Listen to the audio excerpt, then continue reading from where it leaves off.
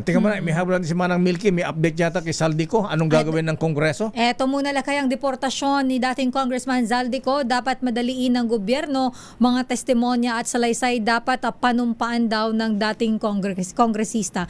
Alamin natin na detalye mula kay RH12 Milky Rigunan. Manang Milky. Sister Ella Lakay, dapat agad na kumilos ng mabilis ang gobyerno para mapabalik sa bansa sa lalong madaling panahon si Elizalde Co. Apela ito ni Representative Leila de Lima ng mamayang Liberal Party List sa pagkakaaresto kay Co sa Prague, Czech Republic. Ang kay de Lima, panahon na para harapin ni Co ang lahat ng mga alegasyon laban sa kanya at mga kaso sa Sandigan Bayan.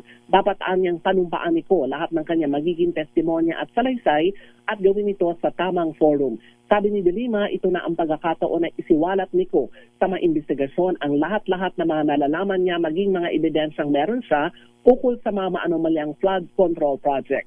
Sa panig niya Akbayan, Party List Representative Shel Jokno, isa itong welcome development at pagkakataon ni Co na magpaliwanag at sagutin ang mga alegasyon tungkol sa 2025 budget at maanumalyang flood control project. Gate pa ni Jokno, paalala rin ito na umiiral ang rule of law sa bansa. Kahit kanino man, kahit ang mga nasa gobyerno, may kapangyarihan man at impluensya. Ako si Milky Rigunan nagulat para sa DZRH, una sa Pilipinas, una sa Pilipino. Daming bayan. Maraming salamat Manang Milky Rigunan. Home